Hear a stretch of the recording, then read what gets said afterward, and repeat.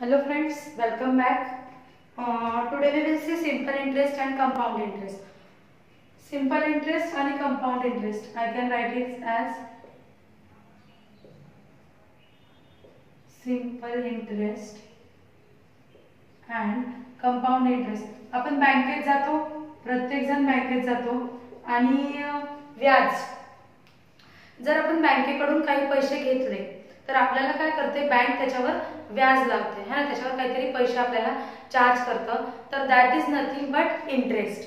त्याला आपण काय म्हणतो इंटरेस्ट. सर्वात पहिले तर आपण हेच समजून घेऊया की what is interest, what is principal, what is amount, what is PCPA, what is rate of interest. ह्या सर्व गोष्टी म्हणजे सिंपल ज्या गोष्टी आहे आधी त्या, बिकॉज ते कळणं इम्पॉर्टंट आहे. क्वेश्चन मध्ये जेव्हा तुम्ही सिंपल इंटरेस्ट कंपाऊंड इंटरेस्टचे क्वेश्चन्स बघाल तेव्हा तुम्हाला लक्षात येईल की हे वर्ड्स जे मी आता बोलली ते वर्ड्स दिसतील तुम्हाला त्या क्वेश्चन्स मध्ये, तर त्या वर्ड्सचा मीनिंग माहिती असणं खूप महत्त्वाचं आहे.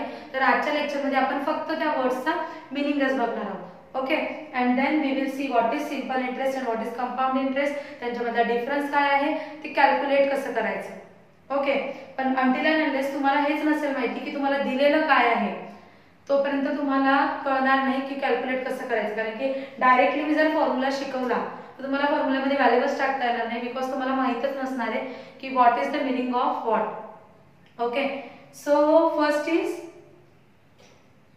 सर्व इंटरेस्टच घेऊया. इंटरेस्ट म्हणजे त्याला आपण मराठीतून काय म्हणतो, व्याज म्हणतो ना. व्याज दर किती आहे, व्याज किती आहे है ना, तर त्याला आपण म्हणतो व्याज. इंटरेस्ट म्हणजे extra money bank charge on loan. ठीक आहे, एक्स्ट्रा मनी बँक और एनी वन चार्ज. ठीक आहे, तुम्ही जर एखाद्या सावकाराकडून पैसे घेतलेले असतील तर तेही त्याच्यावर व्याज घेतात, म्हणजे काय करतात ते इंटरेस्ट घेतात. बँक किंवा कुठलाही डीलर जे तुमच्याकडून एक्स्ट्राचे पैसे घेत आहेत त्याला आपण काय म्हणतो इंटरेस्ट. ठीक आहे, next is principal. What is principal. हे शब्द तुम्ही वाचलेले असतील क्वेश्चन्स मध्ये, पण एक्झॅक्टली प्रिन्सिपल. आता suppose I will give you example. Example मध्येच आपण समजून घेऊया. मी बँकेकडून 10,000चा लोन घेतलाय. ओके, 10,000चा लोन घेतलाय म्हणजे मी बँकेकडून घेताना किती पैसे घेतले, फ्रॉम बँक. मी बँकेकडून घेताना बँकेने मला किती पैसे दिले, 10,000 रुपये दिले. So this is nothing but, this 10,000 is nothing but my principal amount. ठीक है, principal value, this is nothing but my principal, this value is nothing but my principal, this is the value which we take from bank, which we take from bank.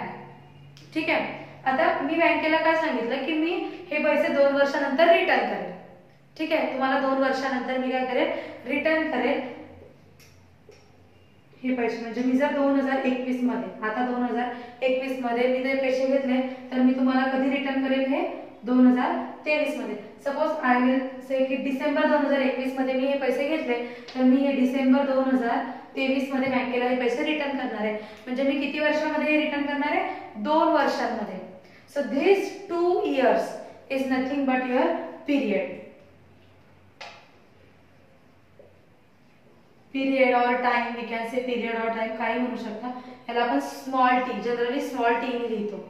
ठीक आहे, time म्हणू शकता किंवा period म्हणू शकता. हा कशामध्ये असतो, हा इयर्स मध्ये असतो. लक्षात ठेवायचं आहे, जेही मी फॉर्म्युले शिकवणार आहे त्याच्यामध्ये हा पीरियड नेहमी इयर्स मध्ये पुट करायचा आहे. जर मंथ मध्ये दिलेला असेल तर काय करायचंय तेही मी तुम्हाला शिकवेन.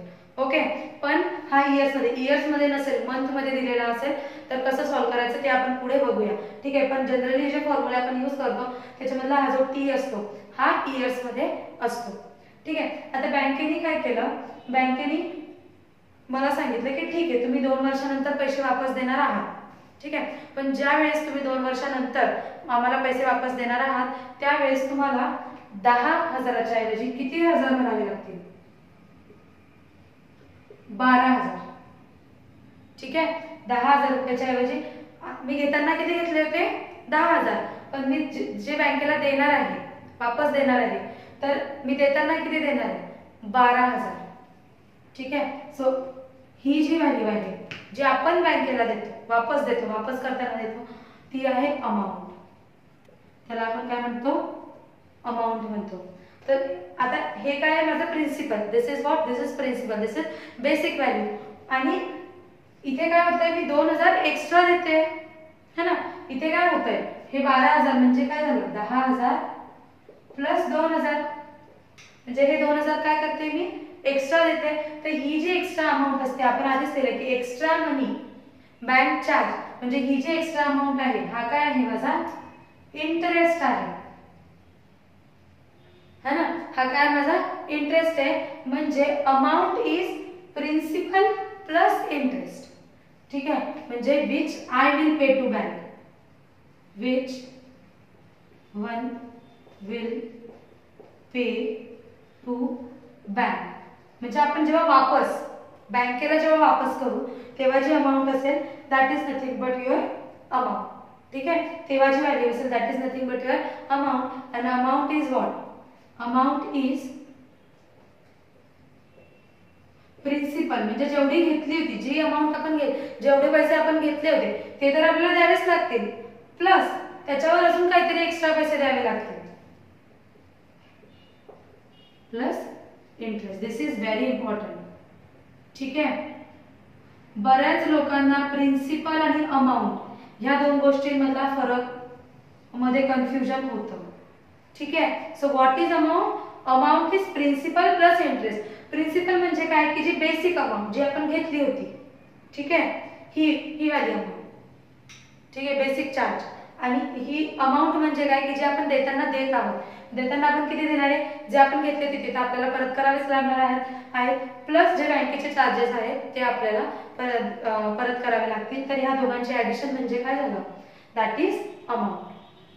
ठीक आहे. आता हा जो इंटरेस्ट आहे, ही जी एक्स्ट्रा अमाऊंट आहे, ठीक आहे, ह्या एक्स्ट्रा अमाऊंटचे दोन टाइप्स असतात, सिंपल इंटरेस्ट आणि कंपाऊंड इंटरेस्ट. जे आपला लेसनचा जो आपला टॉपिक आहे simple interest and compound interest. तर हा जो इंटरेस्ट आहे याच्यावर सर्व गोष्टी चालतात. जनरली क्वेश्चन मध्ये प्रिन्सिपल दिलेलं असते, इयर दिलेला असतो, अमाऊंट एक तर प्रिन्सिपल किंवा अमाऊंट दोघींपैकी एक गोष्ट दिलेली असते, कुठली गोष्ट दिलेली असते, टाइम दिलेला असतो, आणि अजून एक गोष्ट दिलेली असते ECPA रेट ऑफ इंटरेस्ट. अजून एक गोष्ट दिलेली असते रेट ऑफ इंटरेस्ट. आता मी हे तुम्हाला सांगितलं की 10,000वर 2,000 रुपये एक्स्ट्रा द्यावे लागते. तर मी तुम्हाला सिंपल तुम्हाला कळावं म्हणून 2,000 रुपये सांगितलं. ठीक आहे. पण जेव्हा आपण एखाद्या बँकमध्ये किंवा कुठलं एखादं गणित सोडवत असतो त्यावेळेस आपल्याला असे अमाऊंट नाही सांगणार, ते काय सांगतील आपल्याला पर्सेंटेज मध्ये सांगतील. पर्सेंटेज आपल्या सर्वांना येतच है ना. म्हणून मी जेव्हा पर्सेंटेज शिकवलं होतं, रेशो प्रोपोर्शन शिकवलं होतं, तेव्हाच मी बोलली होती की हे जे आहे हे तुम्हाला प्रत्येक ठिकाणी यूज करायचं आहे, हे पुढेही तुम्हाला यूज करायचं आहे है ना. सो पर्सेंटेज ज्याने केलेलं नसेल त्याने आधी पर्सेंटेज करायचं आहे. ओके. कधी कधी डायरेक्ट रेट ऑफ इंटरेस्टही दिलेला असतो, डायरेक्ट क्वेश्चन मध्ये रेट ऑफ इंटरेस्ट दिलेला असतो, पण जर डायरेक्ट नसेल दिलेला तर पर्सेंटेजचा मिनिंग काय आहे हे तुम्हाला कळायला पाहिजे. ठीक आहे. डायरेक्ट फॉर्म्युल्यामध्ये जरी सबस्टिट्यूट केलं तरी आन्सर येईल, पण जर तुम्हाला पर्सेंटेजचा मिनिंग कळलेला असेल तर तुम्हाला जास्त सोपं जाईल हे करण्यासाठी. Okay. So see rate of interest. तर रेट ऑफ इंटरेस्ट असं दिलेलं असतं बघा क्वेश्चन मध्ये की tan PCPA किंवा मग 10% पर annum. ठीक आहे. असं दिलेलं असेल किंवा असं they can use any form, this form और दिस फॉर्म. सो याचा मिनिंग काय आहे की एका वर्षामध्ये तुमची अमाऊंट जर 100 असेल, जर घेताना तुम्ही 100 रुपये घेतले असतील तर दुसऱ्या वर्षी तुमची 110 रुपये तुम्हाला वापस द्यावे लागतील, तिसऱ्या वर्षी परत 10% वाढ, 10% वाढ. आता ती सिंपल इंटरेस्ट नुसार वाढ होते की कंपाऊंड इंटरेस्ट नुसार वाढ होते ते आपण नंतर बघूया. ठीक आहे. ज्या वेळेस आपण सिंपल इंटरेस्ट आणि कंपाऊंड इंटरेस्ट बघणार आहोत त्यावेळेस आपण हे सगळं बघूया. पण this is what, this is rate of interest. Rate of interest म्हणजे काय की 100वर किती वाढ, म्हणजे 100 रुपये जर घेतले असतील तर किती पर्सेंटेज, जिथे पर्सेंट आलं तिथे 100 आलं. ठीक आहे. Percentage is calculated always on 100 वरच नेहमी पर्सेंटेज कॅल्क्युलेट केलेलं असतं. तर रेट ऑफ इंटरेस्ट दिलेला असतो तो PCPA. हा कसं ओळखणार की हा रेट ऑफ इंटरेस्ट आहे, तर क्वेश्चन मध्ये दिलेलं असेल किंवा मग असंही आपण म्हणू शकतो की ज्या नंबर पुढे पर्सेंट PA किंवा PCPA असं साइन आहे, that is nothing but your rate of interest. खूप सोपं आहे ना, that is nothing but your rate of interest. तर रेट ऑफ इंटरेस्ट अजून एक टर्म आहे की जी तुम्हाला माहिती पाहिजे when you are solving compound interest and simple interest. ठीक आहे. याचे ॲब्रिव्हिएशन्स इंटरेस्टचं I, ठीक आहे, सिंपल इंटरेस्टला SI आणि कंपाऊंड इंटरेस्टला CI. प्रिन्सिपलला capital P, I will write in write. प्रिन्सिपलला कॅपिटल P, पिरियडला T, ठीक आहे, अमाउंटला कॅपिटल A. ठीक आहे. ॲब्रिव्हिएशन यासाठी सांगते कारण की फॉर्म्युला जेव्हा शिकवणार आहे I will directly write abbreviations. ठीक आहे. अँड रेट ऑफ इंटरेस्टला R, ठीक आहे, capital R. This are the abbreviations. Okay. कळलं सर्वांना. रेट ऑफ इंटरेस्ट म्हणजे काय की तुम्हाला बँक कधीही चार्ज करेल तर डायरेक्ट पैसे नाही सांगणार की तुम्हाला 2000 जास्त लागतील, 3000 जास्त लागतील, असं नाही सांगणार. ते डायरेक्ट पर्सेंटेज सांगतील की 10%, 12%, 13%. तुम्ही आताही बँकेत जाऊन बघू शकता. तिथे जर तुम्ही FD वगैरे करत असाल, फिक्स डिपॉझिट किंवा एखादं लोन घेत असाल, तर तिथे नेहमी इंटरेस्टचा रेट दिलेला असतो, पर्सेंटेज दिलेला असतो. तर that percentage is nothing but your rate of interest. Okay, so this was the basics. This was the basic thing you should know about simple interest and compound interest. In next lecture we will see what is simple interest and what is compound interest. ठीक आहे. या दोघांमधला फरक आपण बघूया next lecture मध्ये. So it's enough for today. Thank you.